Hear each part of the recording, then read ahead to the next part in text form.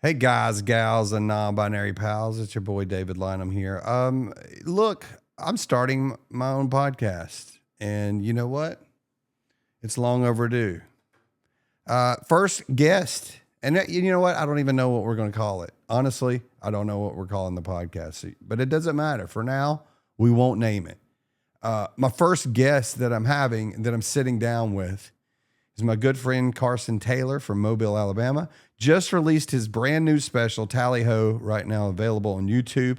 I suggest you go watch it. It's his very first special he's ever done. So when I tell you it's just years and years and years in the making of hard work and testing this material in comedy clubs all around the country, obviously in bar shows, open mics, just the real pits of hell, as we'll go through here in just a minute and you'll hear all about. But it's his first special. It's very funny. I got to watch him work on that hour, the 12 months leading up to it, and it's really funny. So before you even get into watching this right now, push pause, go watch his special right now on YouTube. Again, it's Tally Ho from Carson Taylor, out now. And here's a little sit down that we had right here. Well, right here on that couch right over there. It's very fun. And what else do I have to mention? I've got dates coming up. April 30th, Alpharetta, Georgia, Helium in Alpharetta. It's going to be me, Uncle Laser, Cassio Kid is featuring, and I'm your host. Also, the next two nights in Birmingham, May 1st and 2nd, 4 shows. Technically, I think we got 5 shows. I think there's a Sunday show in the books. I don't know if it's happening. I'm told it's not. But it's still on the website for sale. So what do I know? You know what? I just get told to show up. Got other announcements coming later in the year, some crazy ones that I can't talk about right now. But for now, let's go ahead and get into this episode and quit wasting time while I flap these gums and get into the sit down with Carson Taylor. So here it is, everybody. Episode number 1 of your boy's new podcast. Please enjoy and make sure you subscribe to the channel, and we'll have more content coming for you here soon. Thank y'all so much. Yeah. Eventually you're like, all right, I'm just a psychopath. Do you do that? Do you do that when you walk on sidewalks? I used to be real bad about that. Pull your mic closer. Oh, heard. Carson, been Hello, doing hello. comedy how many years? Doesn't know how to microphone. 11 years. 11 years, no mic skills. I usually use one of those Britney Spears, Matt Rife ones in a place that holds about 12 people. We're recording this well before you put out your special, but we'll probably release it closer to when you do. Oh, You think you're ready? do I think I'm ready? I think I'm ready. Do you? I don't know if I'm ready for this, but I'm ready for the special. There we go.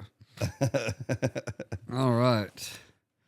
Hell yeah. You doing headphones or no headphones? No, because I don't have a producer here. You know, I'm having to self-produce all my stuff. Are you having to do that with? Oh, yeah. I self-produce everything. So usually, if there's a producer in the chair, you need headphones to listen to stuff we play. But I think this whole thing's going to be me adjusting this for an hour. All right. There we go. I feel better now. Holy crap. All right. We got it. people are bad about putting it in front of their face, and I was like, "This is going on YouTube. You got to be conscious of that." Yeah, I know. Here we go. How y'all doing? Y'all here? Yeah. What are some of your tics that you recognize? I wonder if there's any that I recognize about you that you don't. I bite my mustache a lot. I'm bad about constantly pulling on my mustache. Like, my mustache used to be way thicker, but I've like bitten the ends off like a psychopath. Oh my god. So It's crazy. that's why when I'm driving on long drives and I'm overthinking about the show or whatever, I'll just sit there and be biting my mustache driving down the road like a psycho. My mom has tics like that. Yeah. My mom has this thing where she goes, like, with her face. She does stuff like that. Yeah. And also with her fingers. She has a real bad tic with her fingers. I remember as a kid, it almost got us in a wreck once. Really? Yeah, at a 4-way stop. If you have a tic with your fingers and you put your finger up on the, like on the, on the steering wheel, and she was doing like this, and at a 4-way stop, people were like, "Oh, this bitch is telling me to go," And then she pulls off and almost T-bones somebody. And they're like, they get out of the car. I remember a shouting match, and I'm in the back seat as a little kid, but I remember hearing the guy go, "What are you talking about? You didn't motion me to go. I saw you with your finger. You told me to go." And she's like, "I did not." And then and now it's like a thing where I'll secretly video her doing it. It's really mean. When I was a little kid, one that I had real bad was this is so weird. You know you're about to say something that's gonna be real. Yeah, dude. Because I've never heard of this one before. Maybe other people do this, but when my OCD was at its worst and I was like a kid, I think it's just a lot of anxiety and different shit that you don't understand at the time. Yeah. But I was convinced that if I didn't wash my hands to completion, like dried off and everything before the toilet stopped making the running water sound, that like someone in my family was gonna die. So you had it timed. I've got to wash like my Mission hands. Impossible, like cut the right wire. Like, would you? Okay. Next question. Would you reflush the toilet to start over the? God, no. I didn't even want to know what would happen. I think I'd probably try to hide from. I thought that would reset your clock. No, I don't. Maybe that's breaking the rules. Maybe I'll walk outside and my whole family's on the ground, like just dead. You know what I mean? None of my tics had repercussions like that. Oh yeah, all mine had repercussions of like something bad would happen if I didn't foresee this OCD. Anytime a relative died, you're like, I knew I should have fucked. No, because that's the thing. Realistically, in the other part of my brain, I know that this is ridiculous. So eventually, I just dropped it all. Like I'll have a moment of OCD and I'll stop myself because I'll be like, "You're being crazy." Right. Like it doesn't mean anything. Right. Just drop it. Like I sometimes will have to touch things with the end of my pinky as I pass by them. Yeah. And if I don't, I'll stop back by and like touch it. Yeah, yeah. But I've kept it at bay so much that nobody knows that I do it. Yeah. Like I have a habit of looking out the window when I turn a radio up or down, like side window. Okay. I can't just like, and I don't know why it is. There's no, like, I don't have repercussions to mine. They're just little things that I do. And when I notice that I'm doing them, I stop doing them. Yeah. I remember when me and my ex-girlfriend had a house in Mobile, and we had like a metal gate that went over the front door, you know what I mean, to lock, and it had to be at a perfect, because the way that the car pulled up, even at a 90-degree angle, there'd be like this perfect amount of space in between the car and it, like it wouldn't touch it, you know? Yeah. For some reason, like if I was leaving the house and noticed that wasn't open at a 90-degree angle from the wall, I would stop my car, get out, and like adjust it perfectly before I got back. You know, people, man, if they pick up on that you're doing that, they're like, "Watch this, and we'll move the gate. Yeah. Now get in the window and open the blinds." Look at Rain Man across the street. Yeah, that's crazy, man.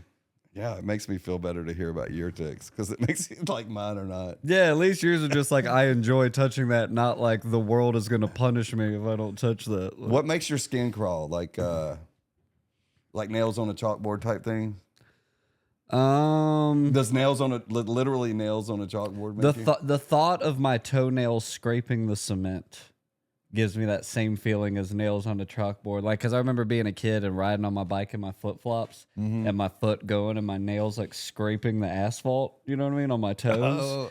And just the thought of that like literally like makes me go into a cold sweat. Like, does it? Yeah, I don't know. What about why. a pencil eraser that's almost down to nothing? No, that doesn't bother me. Oh, but just saying it, I can feel. Yeah, you can feel chill bumps on my spine. I just watched my wife do it a second ago. That's why. I have an ex-girlfriend who the thought of cotton, like just touching cotton, like literally made her like cringe. Like, so what does she wear? That's the thing. It's just like an actual cotton ball, like the feeling of touching an actual cotton ball. Like her rubbing it, which is a derivative of what she's wearing, right? Yeah. That's weird. So she had no aversion to like clothes. No, it was just like an actual physical like cotton ball with like. This is somebody you dated? Freak her out, yeah. I guess me like, get out of those, honey. You know it's making your skin crawl. Use it against her. Right. Yeah, my son his tics last 30 days. Is that not crazy? Like, and then it's just done forever? It's gone. Wow. He did a thing where he did this a lot, where he touched his chin to his chest. Yeah. And he also did a thing for 30 days where he was constantly biting his shirt. I had one where I was constantly sticking my bottom jaw out. Like, You know what's and crazy I'm about walking around just doing that. doing for no comedy? reason. If you have one, you pick up on it real quick. If you film your sets, Oh yeah. I mean, dude, they're even when I first started comedy, people would be like, "You just started a couple weeks ago," and I was like, "Yeah." They're like, "You seem so poised on stage." I was like, "You just don't know me. The ticks are there. Yeah. The jumping of my foot Mm-hmm. like that. I may look calm, but I'm doing little. I have the little tails like unnecessary cursing.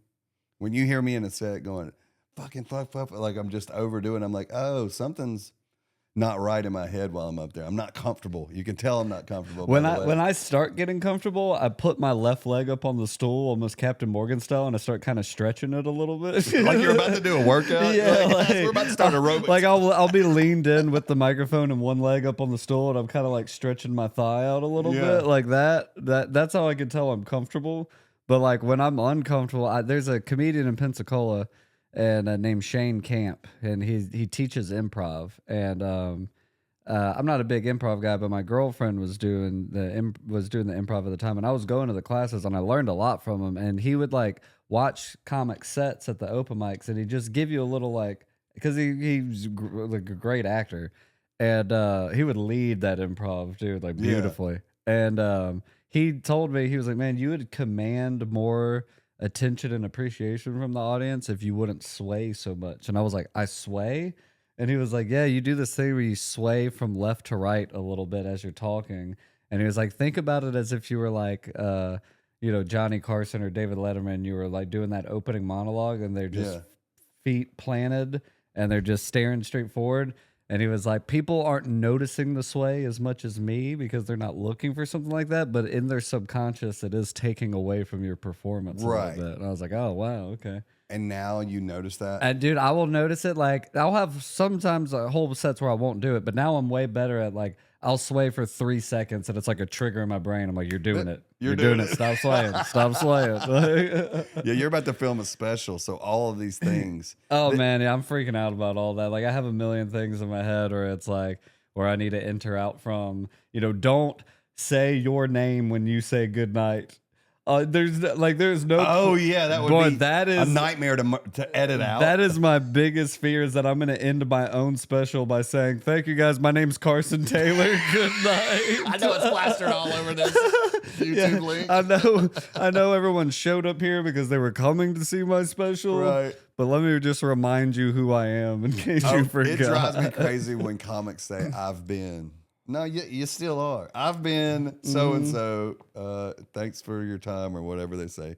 I always want to holler out. You still are. You still are them. Quit saying I've been. The only person who should be allowed to do that is like a true, like a Gallagher or an Emo Phillips. It's like, for this hour I've been Emo Phillips, so now I'm gonna go back to my apartment and I mean, lock the door and be myself. A lot of those swaying and little things you do take away, and the audience doesn't even realize it, but it takes away from them listening to your material. They get to going, "Why is he doing that?" And my brain would do that too. Why is he doing that winding of so many comics do of the chord while they're talking? Yeah. I mean, it's just like 1, 2. I'm not listening to what they're saying at this point. I'm going, he's winding it 3 times, 4, 5. No idea what he's saying because my brain is like locked in on he's nervous and he's winding. How many times is he going to wind it? Because I want to tell him afterwards, so I need to count. I'm not listening to your act. And I also think like a lot of comedians that are like inspired by Bill Burr or watching Bill Burr, you can tell by the way they hold the mic stand and swing it back and forth. But it's funny to me when you can tell someone's kind of nervous or they feel like they're not doing that well when they start watching themselves mess with the mic stand as they're talking into the mic. And you're like, what? Are you shifting gears over there? What are you paying attention to? Like, are you like building a Lego set over there on stage? Another big tell I hear is it's pointing to somebody in the audience that's giving you actually 0 and going, "This guy gets it." Okay. I'm not a big fan of that though. You are? Big fan of that. I love that. That's hilarious. Sometimes that just breaks tension in the room. To do a joke about like fucking a chick from the back and go to the most elderly man in the room and high five him after it bombs. Right, this guy knows what I'm talking about. That's just hilarious. At that point, just accept the bomb and just lean into it. You know what I mean? Like, I do enjoy stuff like that. I tell like newer comedians all the time where it's like, You know, I think like one trick that you learn in the beginning of comedy is to call yourself out when something bombs. Yes. You know what I mean? Oh, it's to release that tension. That's Yes, been built. before the because the audience feels it, and you don't want to get heckled. So you're like, let me go ahead and announce that I suck. Yeah. So we can all laugh at the fact that I'm aware that I suck. But then I think it's the longer you do comedy, it's more important to just sit in the bomb.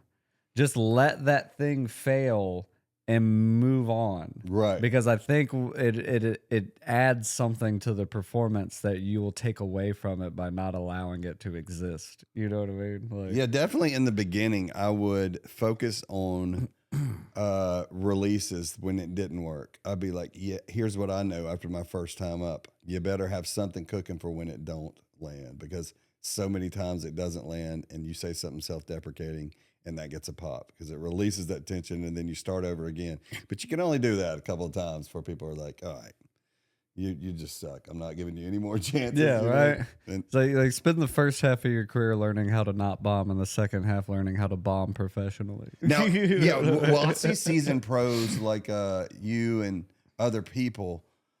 I know their act enough, and here's how I study people. I know that there's supposed to be a laugh, and when they don't get the laugh, the way they transition and move it along was like there never was supposed to be a laugh there. Yeah. That to me, it's like magic. I was like, that's what I don't have yet. I don't have the ability to go, y'all don't like that? Okay, I'm going to just smooth it over. You don't even know there was supposed to be a laugh there. I'm going to pivot into another bit. And it's more up top of your set. You do those kind of things where you're like, I got to figure out what this audience likes. Yeah. But that's the difference in a veteran in comedy. Yeah. The way that I would describe that is like say you asked Santa for 10 things for Christmas, and you got 6 out of 10 under the tree. Don't be visibly upset that you did not get those other 4 in front of the because people. you're gonna piss your parents off. You know what I mean? It's like the audience, like the audience is gifting you laughter, but if you like don't expect so much. Yeah, Because that's if true. you like, I always get a laugh at this part, and you go in like, of course they're gonna laugh at this part, and they don't. You will sometimes see the look of shock or disappointment on the comic's face. Oh, yeah. And you're like, no, don't do that. Just be prepared. Like, because at the end of the day, like for me, and it's not like this for everybody. I think some people, you can tell this is a performance, and it feels like a performance. But I want it to feel like I'm talking to the audience. Of course. I want it to That's just the final touches on your act, is taking Yes. your entire, all your bits and making it seem like, you know what, guys, I'm not doing my material tonight.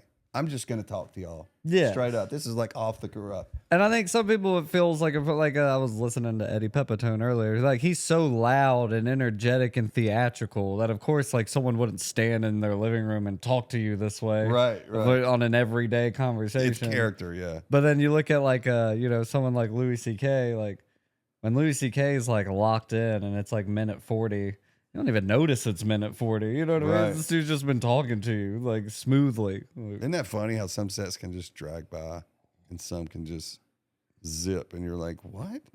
Is that somebody taking a picture in the back of the room or is that the light? dude, when a one-liner comic is bombing, like a headlining one-liner comic is bombing, you feel every 10 yeah. seconds go by. Oh, yeah, man. I mean, you never see Mitch Hedberg bombing, but that style of comedy, if it wasn't working, would feel like the most treacherous hour you've ever sat through. Yeah, just like, and I have a lot of short jokes. Like a lot of mine is piles of short jokes on one subject, so it feels like I'm just talking about we were having a whole paragraph dialogue about one thing. But it's really a lot of little short jokes about briefs stuffed together to make a whole 3-minute thing. But the people that just go up and change subjects like bit for bit, you know what I mean, Yeah. or whatever, like those guys, I'm like, man, I applaud them because when they get booked for 45 minutes, it's like 450 jokes. You know? Yeah, I'm jealous of that kind of stuff, and I definitely lean more towards storytelling. But here's what I hate: I don't even like telling people I'm more of a storyteller because I feel like so many comics hide under that umbrella of their laughs per minute plummet, and they just say, oh yeah, I'm a storyteller. It's kind of an excuse to not be funny for large swaths of time, you know? Yeah. So I feel like when I say that I am, I still want, even though I lean towards stories, I want still getting laughs per minute, you know? It drives me crazy 2.5 minutes without a laugh. That feels like a lifetime. Yeah, I feel like honestly, like when people have been doing it for less amount of times, they're constantly worried about what kind of comic they are, and time's gonna. Yeah, prove you're not even a real comic. Yeah, if we're like being honest. time's gonna prove that you might be a storyteller today and then be a short form guy tomorrow. Like I Right. think like if you've been doing it like when you hit like 6 years, you know, if you really want to find out what kind of comic you are, get someone that you in your scene that works with you all the time to write your bio. That'll tell you what kind of comic you are. You know what I That mean? is Like- true. That's so funny. Yeah, I've never Yeah. thought about that.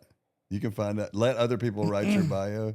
Yeah. That should always be the case anyway. Like that's like giving yourself a nickname, right, in your own bio. That's not how nicknames I did work. every time because like I wrote my own bio, but then I had Josephine like redo it for me basically. It's like, hey, like what do you think, you know? And then she like put in things that I wasn't thinking about myself. Because it Right. is so awkward. Someone's like, hey, you got a bio and you're 5 years in, you just don't have a manager or an agent or anything. No. So you're in your car typing like when he first made waves in the Birmingham comedy scene, Hailing from, quit saying that. like you're a Game of Thrones prince. That's like me giving myself a nickname. Hey man, I'm Big Dick Dave. Hey, who the hell gave you that nickname? Sounds like Dude. you gave your own self a nickname. I wanted a nickname so bad in elementary and middle school that because of Deuce Palmer, David Palmer, that played for Alabama in Yeah. '92, before I was even born, I was just obsessed with that '92 Alabama team as a kid. I tried to convince everyone in my class to start calling me Deuce. How do you go about no laying one that? did that. Yeah, how do you plant that seed with your friend? You tell three people, one of them just looks you dead in the face and goes, no. You don't know as a kid, but what you do is say, hey man, my baseball team that I play with, I don't like it. They call me Deuce and it irritates me to death. Oh, that's smart. See, I didn't have But that it's skill. yeah, you don't have that knowledge set when you're a kid. You think, please call me this, but you gotta be like, I hate it, man. Do not call me Deuce. You know what I'm saying?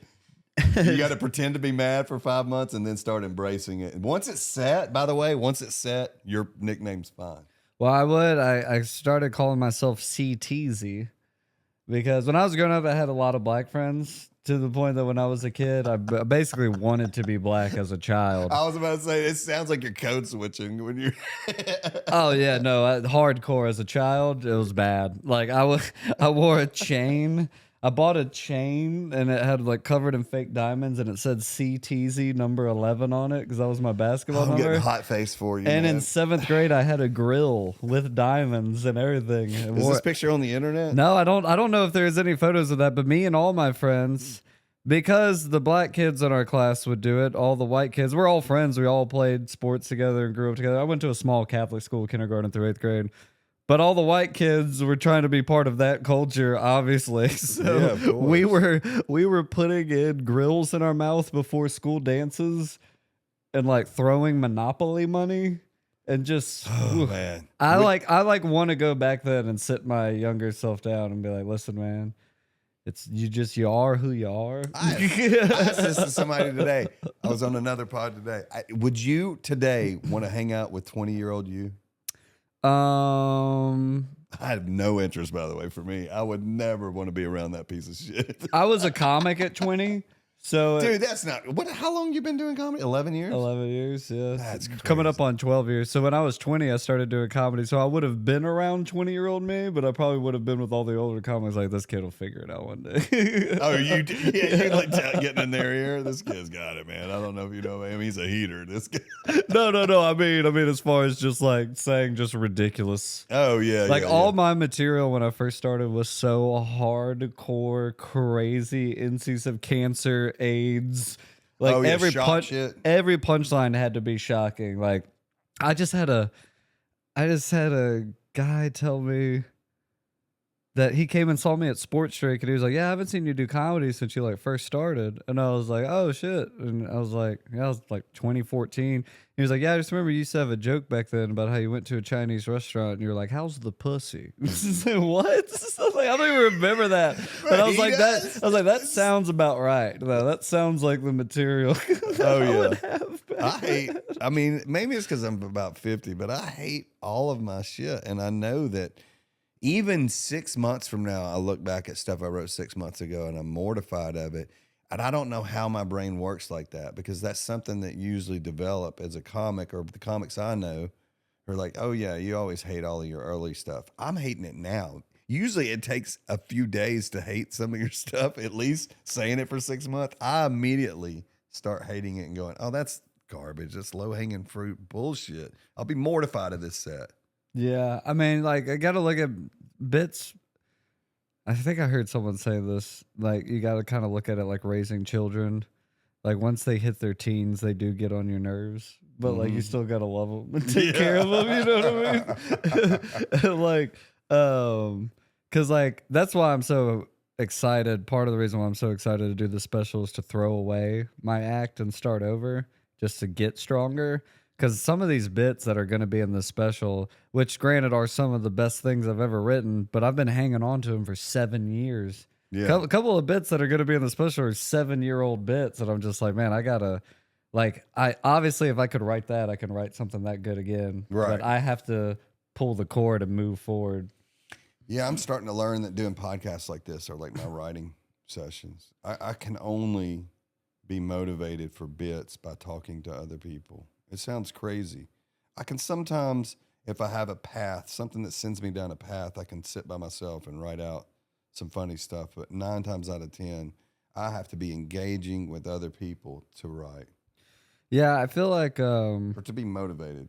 To get it. talking to comics, like talking to comics, hanging out with your family, or doing something you normally don't do is a great way to get material, to like get the brain rolling, you know what I mean? Yeah. Because your grandmother or something's always going to say something crazy that you're like, I got to tell this on stage. Oh, yeah, man. Or like, you know, You're right, because the second I found out about in-laws having dementia, I was like, that's terrible, but yeah, there's going to be a lot of material. A lot of material. A lot of material. Because wherever you find heartache, our brains will find humor to get past the heartache. Oh, yeah, for sure. So I know that that's coming.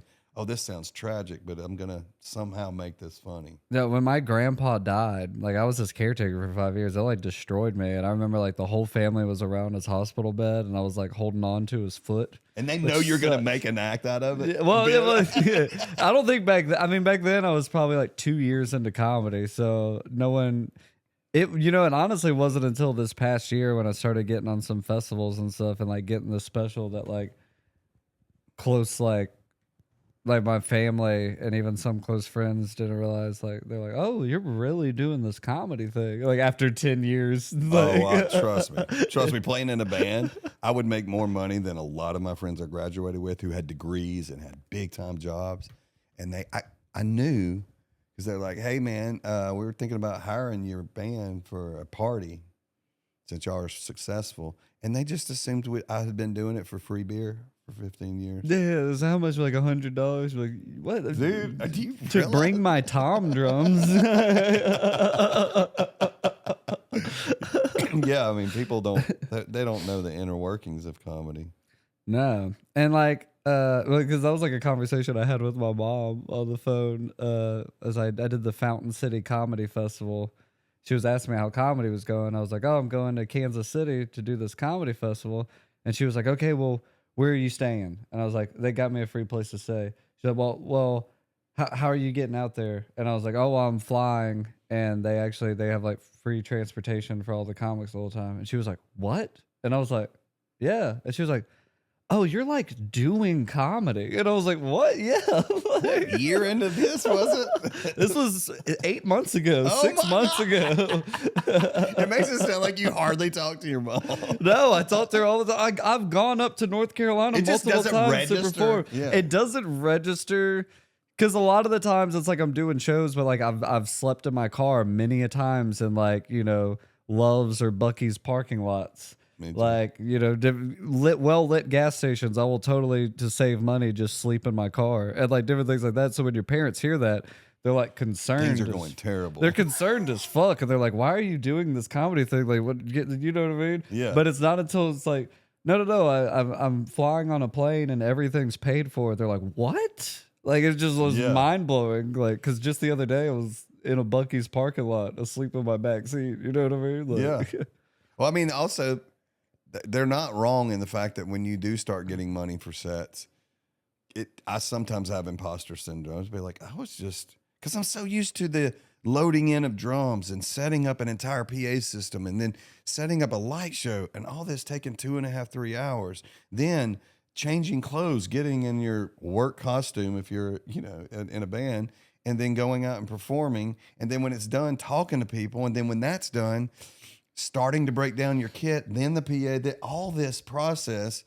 And I sometimes go up on a mic and I say a couple of dick jokes and I get down and a promoter comes over and hands me like a couple $100 sometimes. I'm like, this feels like egregious. This feels like this should not be happening. Yeah. Like, I shouldn't be getting money for what I just did. No, and also, but like the whole set, because I've played music and been in bands and stuff, and the whole process of packing your equipment up, taking to the place, setting everything up yourself, playing the show at 110% energy, packing up, hanging out and still drinking and partying, and then finally getting back home. It's like way more physically challenging than being a comedian ever could be, unless you're like Jim Brewer. Physical on stage. If you start the clock when you leave your house, it's an 8-hour day. Like. Yeah. You look at how much money you take home. It really is like, I never could look at it that way because it would depress me. But you sometimes, like when in drumming, when I was terrible, I didn't know how bad I was. So you just keep chugging along, and that's just not how it is in comedy. I know how far I've got to go because life has given me perspective that I haven't given younger people. And it's so irritating to me that I've got to wait another 7.5, 8 years before I am going to be like kind of proud of what I do. Yeah. It's so funny how like people that get into music or in any form of entertainment or art or whatever, like there's so many people that or that you see that totally got into it because they don't want to work hard. Oh, yeah. And then they don't realize that anyone who's successful at this is someone who is willing and does work really hard. Oh, yeah. And it's not even like, building a house and laying bricks or whatever, that's what's so crazy to me. It's like, there's jobs that like you have to do that people are doing that are physically and mentally so crazy demanding. Right. And you have someone who wants to be a full-time comic and they'll be like, nah, I don't feel like driving an hour to get on stage today. And it's like, well, then what do you want? Yeah, that's just being your own boss. Yeah. You'll work harder for yourself knowing that you reap the rewards or you have more stake in the game than if you work for somebody else. And that's in my attempt to avoid a real job. I've taken on more real jobs than you could ever imagine in life. Like just all of them end up being the most amount of work. And trying to make money in comedy while spending thousands of dollars on all this equipment you see around you is just trying to create another income, a lane of income that's not directly comedy, but it spines off from it and stuff. Yeah. That's what all the company I have is, Comedy Break-In. It's like, I'm going to figure out a revenue stream from this until I do it for just speaking into a mic. That's for sure going to be the path for me.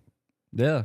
No, and it's like, it blows my mind how many times you'll just meet someone who's like, doing open mics or whatever, and they're getting to the point that they have 10 or 15 minutes and they can perform, or get a show, an hour or two away out of the city. Yeah. And their whole thing, they talk to them, it's like, yeah, man, we're comedians, man, we're going to be comics, we're going to be comics. Hey, man, I got a gig. Where is it? 2 hours away. What? What do you mean? Like you're like, whatever is the distance between you and your dreams and goals should never be too far. I know. I know what comic you're talking about, but there are, a lot of them are like this. But their dreams end at the end of their driveway or their street, or the Mobile City limit for you. Like, and also, granted, I'm fucking insane. I've done some things that when other people go, that's crazy. I'm like, should be somewhere you're not wrong. Yeah. Like, because I went all the way I did 10 minutes, a 10-minute set at a comedy festival that I was not paid for, and I drove from Mobile, Alabama to Pennsylvania and back to do a 10-minute set. And then I stopped in Philly and I did And you some wonder why open your mom mics. checks on you. Like, Yeah, are you yeah. okay, honey? No, I get it. Because this is like straight up, dude. This sounds so people think like I'm being pretentious or this sounds like whatever. It's like I don't care how people feel about it. I seriously think this, especially since I got sober all the time. I keep this in my mind. Like when people are like, "Why would you drive all the way to Pennsylvania to do 10 minutes? That's crazy." It's like because one day I'm gonna die.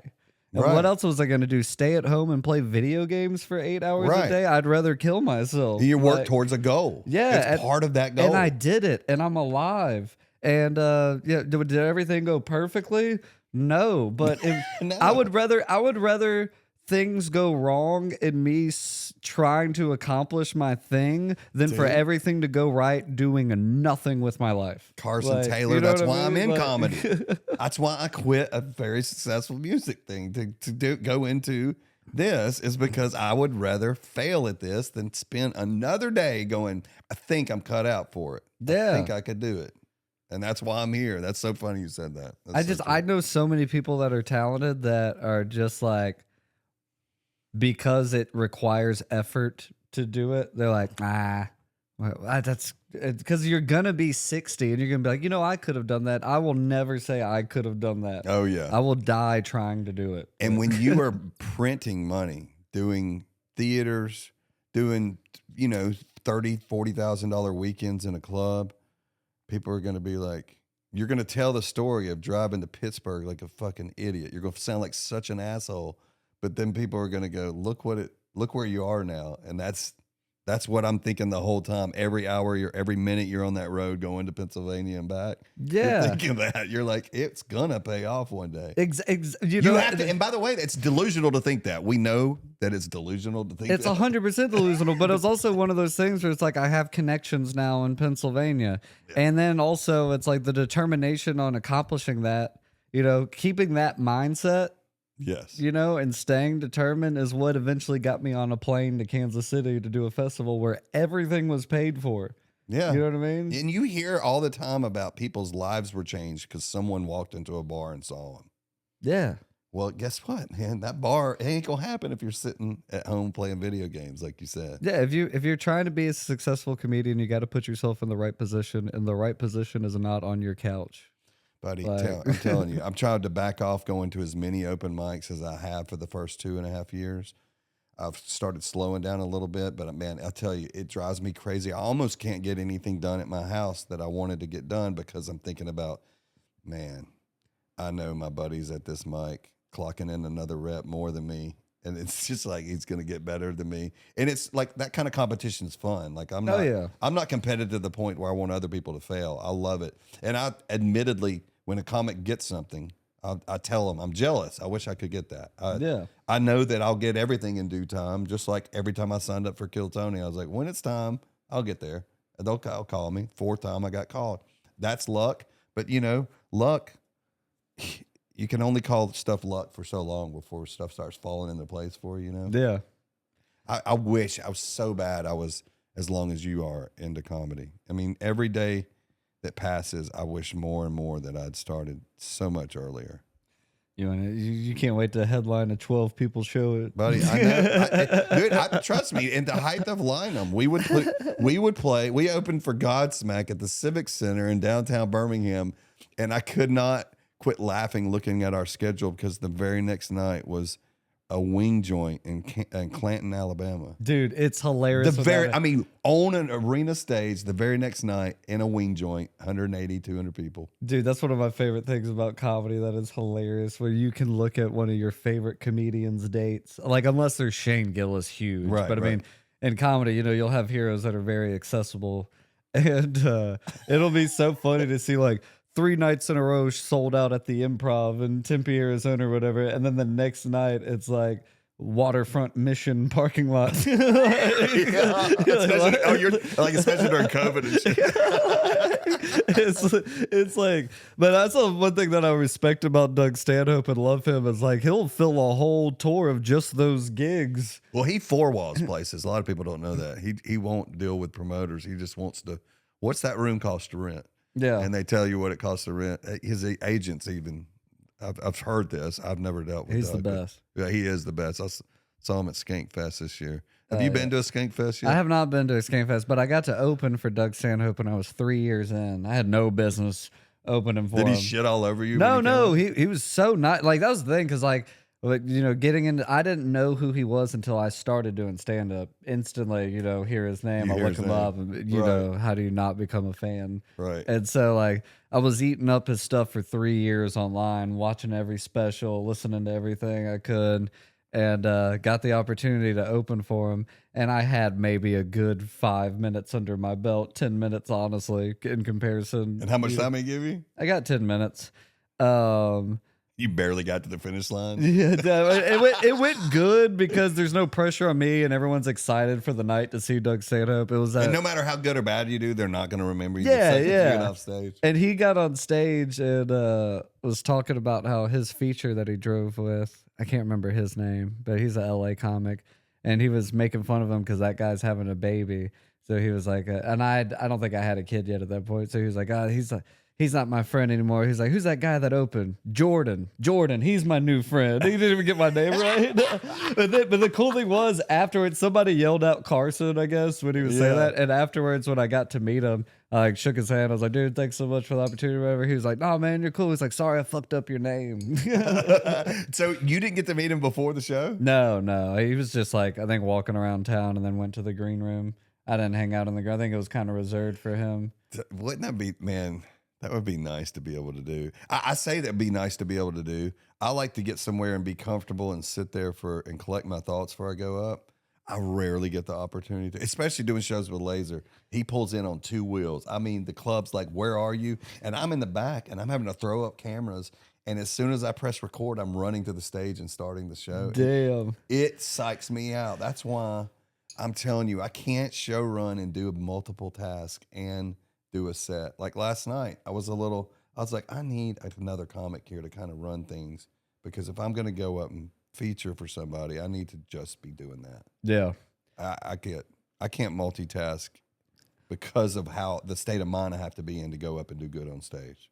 Yeah. And well, like normally also I'll do a bunch of one-nighters. So like I usually like, will drive, do a show and drive right back home. And then this is the first time in a minute that I've been out on the road for like longer than a week at a time, Yeah. And man, I had the big misconception of thinking I was going to have a lot more time to sightsee. And I didn't realize how much you just sleep in. You have to make it. I'm not going to leave this place. I'm just going to stay here till the show I mean, the starts. second you walked in my house, you're probably like, no, I'm going to be parked here. Yeah, I was like, literally, dude, I was in New Orleans for 3 days. I sat in front of one tree across the street from the place I was staying and read a book. That was the most sightseeing I did in New Orleans in 3 days. I mean, that's part of being on tour in a band. That people are like, well, you've probably gotten to see the world. I've been like, I've seen the inside of a venue and the behind the venue where we load out our stuff, and then we're whisked away and we never see anything about the city. No. I never saw Vegas till I went out there not gigging. That was the first time I got to see part of Vegas. Yeah, I can make a list of the best Waffle Houses. Yeah. That's the most that I see. By the time you have what I time mean? to spend in the town, everything's shut down. The whole Yeah, city's exactly. It's like, unlocked. and I don't drink or anything, so it's not like I want to hang out in the bar. Like, unless I'm hanging out with comics, I have no desire to, like, you know what I mean, chill. Or like if I'm seeing a band, that'd be cool. But it's like, yeah, once things start, it's like only bars are open at 2 a.m. and I can't sleep. It's like, I might as well go back to where I'm staying, because like, Yeah. Do you do AA meetings? No, I don't. I just read a book called Push Off From Here by Lauren McCowan, and it like changed my life. I've read it almost 3 times. I'm about to read it for a 3rd time. I've read it twice. I would find myself, I can't believe you haven't done this, but I would be like, oh, there's definitely going to be 12 people at this, and treat it like because part of what you're trying to do is make it seem like a polished act and be performative, and you're just talking. I don't see how you have never used an AA meeting as a room to like try material. I know it sounds shitty. Oh no, I've been to like 2 AA. Like I went. My mom used to go to AA meetings when I was younger. Oh, she passed this wonderful gift down to you? Yeah, well, I think a lot of people in my family. I found out from talking to my grandmother that apparently my great-grandmother, her husband died in the 50s when my grandmother was 11. Cirrhosis? He had a heart attack in his sleep. And but my great-grandmother, apparently after he died, became such a bad alcoholic that she would drink gin and chase it down with hot water to make it like kick in faster. Oh, that's the least classiest way to drink gin. So when she that's like told- drinking rubbing alcohol and mouthwash, dude. That's crazy. Yeah, when she told me that, I was like, "Oh, so this is like a generational thing in the Thanks, family." guys. Okay, cool. Thank So I was y'all. like, "Let me go ahead and break this chain for the Yeah. next people." Yeah, for sure. I've never had that. I've never had an addictive personality, but I would just think AA meetings is a great place to try out material. It's a great place to find material. My God, you meet Oh some man! Hey, people. by the way, so when you went, were your stories comparable to other people, or is there always somebody there There's to big dick you on a story? There's no one's trying to big dick anybody, but it's But I mean, naturally seriously, in though. an AA meeting. I mean, a majority of people are people who just struggle with alcohol, couldn't keep jobs, lost relationships, maybe have a bad relationship with their kids because Yeah. of their drinking. It's a lot of that is not like, but you will find people in meetings that straight up did 15 plus years in prison for leaving a bar one night drunk and killing a family or something. And No you're just like, shit. whoa. Like Yeah. all of a sudden my problems seem like minuscule. I would as think it's fuck. nonstop when people finish stories going, "That ain't shit. Let me tell you about me," and it's like, whoa. Well, it's also crazy when you hear people's stories. Like, even when I explain stories to people, you know what I mean? And you can tell they're probably like, "Oh, so that's when you figured it out." You're like, no, I drank for 4 more years. Like, after the worst thing that could possibly happen to anybody. Yeah, for sure. That still wasn't the wake up call. I was like, oh, I guess that's Tuesday. Like, I guess everyone hits their head and bleeds profusely. And you know what I mean? Did Like, you have a seriously low point that it was like? I had a few low points. But I mean, the rock bottom. Yeah, I mean, I was like constantly getting fired from jobs. I was So constantly. you were drinking at work. Oh yeah, I was blacked out at work behind the bar many a times. Oh, you were working in a bar? yeah. Oh my God, that's you knew this about yourself and you're still working in a bar. Yeah. Well, no, I didn't really know how, because in Mobile, everyone drinks and everyone drinks pretty heavy. Like everyone that I ran circles with are a bunch of musicians and comedians or like jam band fans and stuff. And so it's a very, people drink and do drugs. And like, I just thought I was a normal Mobilian, you know what I Right. mean? And then like, it wasn't until other people start pointing out, like, yeah, you have a problem. Like, really? Why? And they're like, because you keep losing your job. Right, Like, yeah. You don't have any money. There are alcoholics, by the way, I know them that can hold a job for 40 years. Dude, it's crazy. And manage their life great. I with couldn't, it. dude. It got to the point that I didn't even have a car, and I would walk an hour to work and an hour home. I would get so bad, dude. I would walk an hour to work, and I would work a triple some days, where I would at this restaurant I would work a double, so from like 10 a.m. to 10 p.m. And then I'd get off work and I'd go bar back at this bar like 2 doors down till about 4 a.m. I'd buy a bag of cocaine, and then on the walk home down Dolphin Street, they were doing construction down almost all of Dolphin Street, which is like a straight shot to my apartment. And so behind every road closed sign, I would hide behind it and break out my bag of cocaine, and I'd do a couple key bumps and then put it back in my pocket and keep walking down Dolphin Street. And as soon as I got to a place where like a street light was off in the shadows, I would like dip into bushes, do some more cocaine, put it up. I'd like finish my whole bag by the time I got home, just walking down the street That's doing blow crazy, all dude. night in the middle, in the public. Like, I've never done coke once in my life. lucky you, dude. You I know that's a weird way to say my band wasn't successful, but I had never even really been around it until as of late. The past 10 years, I've seen it. Yeah. But I just never, I'm sure it was around me. I just never saw it. It's crazy. Yeah, it's the gift that keeps on taking. It's the worst thing to do. Like, it hurts your face. It gives you a headache. It keeps you up all night. Gives you the worst shits, I bet. You finish a bag and you're like, let's go get another one. I mean, it just eats money. Like, it's a terrible drug. Like, it really is. I don't approve of it. I mean, if people can handle it and they'd enjoy it, it's like Ari Shaffir said, there's no bad drugs. It's just how you use them. You know what I mean? So like, but I just know so many people that are like, just cocaine controls their lives, dude. Oh, yeah. And like, it really becomes like, all right, I got to drink water I got to get some breakfast. Can't forget my cocaine. Pay my bills. Still, like it becomes a daily routine in your J-Dubs life. used to be on coke really bad, and he was like, I couldn't go to bed sometimes unless I knew some was in my pocket. Like, I have to know it's in my pocket. Just knowing that I don't need it in my system. I got to know it's in my pocket. And I was like, that's crazy, dude. Yeah, I mean, it got like that for me too. And I never felt addicted to it. That was the thing. It kind of just became like cocaine and alcohol and cigarettes became this one just family. So if I had one, I had to have the others. When I quit drinking, I quit doing blow like a year before I quit drinking because I just got tired of it. I was tired of my face hurting. I was tired of constantly. What do you mean like, face hurting? Like, I mean your nose, dude. Like, if you don't have like good blow, like it's kind of shit cocaine, which is a lot of cocaine nowadays. Right. And after a while, dude, it'll like your nose. You'll have scabby, just blood scabs in your nose. I can't tell you how many times I would be waiting tables downtown. In the middle, I would have 6 tables that I'm waiting on. I'd go in the bathroom and do blow, and my nostril would start pouring blood. So I'd shove a paper towel up there, and then I'd go to the next nostril, and it would start pouring blood. So I would just have paper towels in there, and I'd have to wait in the bathroom until my nose stopped bleeding so I could go check on my tables. Dude, that's crazy, man. It must be so much fun to go through all of that shit. It's fun if that's all you want to do. And I know people that's all they want to do. And, you know, if that's more power to them, no judgment.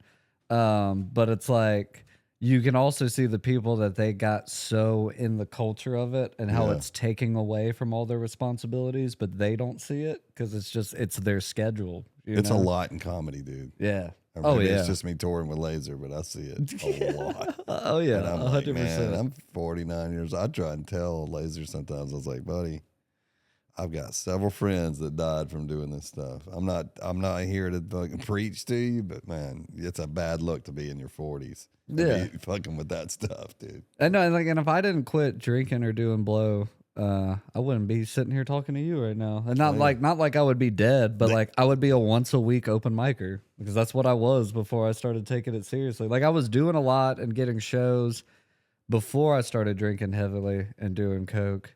But when I started doing that, that just became like I couldn't see past those two things.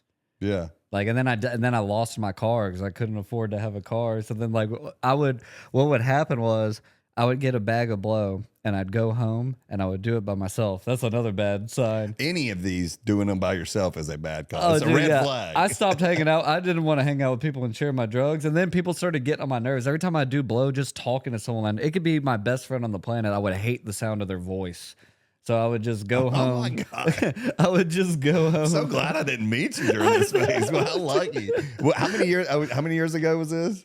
3 years ago was the end of like all the. I mean, I quit drinking 2 years ago, but I was still doing blow 3 years ago. So wow, yeah, I met you shortly after. You met me, shortly after I quit drinking. I was like maybe 2 months sober when we met. I don't know how. I know how I met you. I don't know how you met the guy that recommended you when I had this stupid idea of franchising open mics. I was like. I look back now and be like, I was just trying to find a thing, you know, like in the beginning, you don't know what you don't know. So I was like, oh yeah, I'll put a bunch. We of all mics learned on. a lot. I think me, you, and Jer all learned a lot. I think Jer might have learned comedy might not be the best for this business. Yeah. I think you learned maybe I shouldn't have done this, and I learned. I was like, don't say yes to everything. Oh yeah, for sure. I was like, it pays, man. But you're like, David, do you realize it's a drive for me to get? It's an hour drive, and then also it's like I don't know anybody in Orange Beach, so like Sandbar would have to pull the audience to this place because I literally just don't know anybody out there. Like, yeah, that was and you know, it's funny. The first two started off great, but it's that thing where like only the ambitious comedians kept coming back out. The people who like you could tell are obsessed with it. Mm-hmm. But so it went from. The first one, 17 comedians signed up. By the third one, 6 comedians were signing up. Dude, that's every mic in town. Yeah. And they're so necessary, but man, are they dog shit by design. And now I'm smart enough to know at this stage of the game, when I get a call that a venue wants to do comedy, I'll ask around. But I generally know the answer. I know they're close to going out of business. Like it's the cheapest kind of show to put on. I know that from experience. Oh, yeah. In the beginning, I was like, hell yeah, we're going to put an open mic in there first. Now, if somebody calls me and they're wanting to do comedy, I try and talk them out of doing an open mic. I was like, the open mic rooms are very unique. They need to be a small, tiny little, the smaller the better. Broom closet is just fine. We'll get it done, whatever, but it needs to be attached to a place with high foot traffic. There doesn't need to be the pressure of earning money in that room. It's got to be, everything's got to be so unique for a mic to work. Because by design, people are going to get up and talk about eating ass and just the wildest shit in front of families. Like, you cannot have... Everyone that starts off in comedy thinks it's supposed to be shocking. And it's like, there's a million ways to be shocking without ever even saying a shocking word. It's just the use of language. Like, oh, yeah. Well, that's what they hear when they're a Carlin bit. They just hear the fucking curse words in it and the vile stuff. They don't understand underneath all that is a very simple joke template. Yeah, and a point to be made. Right, like, a point to be made. They just hear shit, fuck, pussy, cock, motherfucker, and they're like, and a family of 4 eating in there, It's so funny. It's funny too anytime a place calls and asks you to start an open mic because you're like, let me guess, karaoke host said the N-word. Or they're damn near out of business. Yeah, right. I hear that all the time. And you also I say that all the time. Like, comedy always gets taken. Like, if your open mic fails, look at the schedule next week because karaoke took its place. Oh, yeah. Karaoke always takes a place in comedy. J-Dubs has definitely learned how to do karaoke. And then now that's how he gets his foot in the door of venues. And he's like, if you want to try comedy, we can do it. So that's kind of what he's doing. He does trivia and karaoke. And then he tries to hold them after trivia to do an open mic. And that's smart. And that's I try to tell other people that too. Like when I've started open mics in the past, because I've had open mics that have failed at places. Oh, I've got more than you. Yeah, and I've only been doing it 3 years. And people, because people don't understand it's going to be so vulgar and everything, and it really is a six. People always search for the perfect room, and I say search for the perfect staff, because we're not in New York City. There's not so many basement areas that are cool, like the cellar with these low ceilings. Mm-hmm. He's like, it's more important, even if you find a place with high ceilings and the sound isn't the greatest, to find an owner and a staff that understands what comedy is, appreciates comedy, knows what an open mic is, and hey, there's going to be good nights and bad nights, is more important than this perfect room where the people in charge of that building don't help you promote.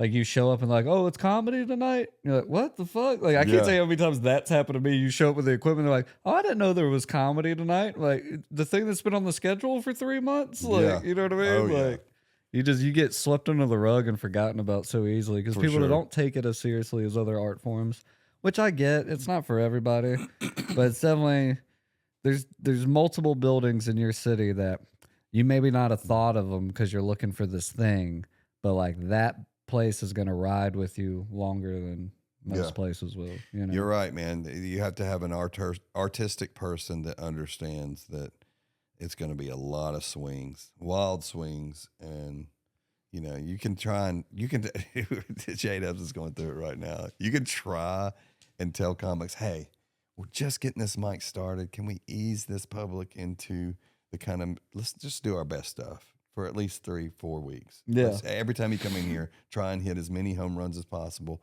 And then once we get it to where start off with something that works, throw your new one in the middle, and then wrap up with something that works. Just trying to save the room and hold the room. Because at the end of the day, these people putting on a mic need to make money. Yeah. And everybody needs to be conscious of that. I can't tell you how many comics have no regard for what's in play. They just see it as there's a stage. I'm going to steal time on it. And I don't care what happens after I leave. The place could literally explode because my car, I'm going to keep it running because I'm not going to sit and watch your set, maybe give you a pointer or a bit or tag or something. I'm going to do my set, use it for what I want. I'm immediately leaving and going home because that's what, whatever. Or I'm going to go outside and hang with the rest of my friends that do comedy because I do comedy. Yeah. But then also it's if you have a new mic started and you're really worried about making sure the regulars like it or whatever, it's just make the list how you want it. Especially in the beginning, which people will get offended by that, but it's the way to get past that is get better. Yeah. Which that's kind of brash or whatever, but it's that's just how it is, you Oh, know, yeah. because like people get offended where it's like, I've had mics or seen mics where it's like, all right, this is the first one. We really need to be good. So I want these 3 comics first. Mm. And then it's like, well, how come I'm down here? And it's like, Because we got to hold the room for as long as possible. because we see you every week. like, that's why you're down there. I'm sorry. Don't play stupid. I hate that for you, but that's life. And in 3 years, you'll be up here, and somebody will be like, "Why am I here?" And you'll look at them like, "Sorry, kid, you're just not there Yeah. yet." That's life. Like, Oh yeah, I mean, I try and treat people differently than when I started and how I was like pushed to the bottom, but really, you got to do that. Like you don't. If you give somebody a spot when they don't earn it, it creates problems down the road for them. I tried to put too many comics on my shows up in the beginning. So in the end, it's saturated and it didn't mean shit to be on my show. It didn't mean anything. It's like, yeah, I mean, if you want stage time, David will give it to you. No, it needs to be, hey man, I helped work shows for 3-4 months before he gave me a 5-minute spot. Yeah. That's what it should be because you appreciate it and you don't mince words when you get up there. You're like very with purpose. I've got this much time and I'm going to kill it. yeah. And also, it's like whatever level you get to, there's just a new set of problems. Like once you get to the point that you're kind of running a scene, and people are like, "Oh, I want to be that guy." It's okay. Well, everyone's gonna talk shit behind your back and treat you like you're a gatekeeper. So like, be prepared for that. I mean, you think there was stress in putting people in the building last night at Trim Tap.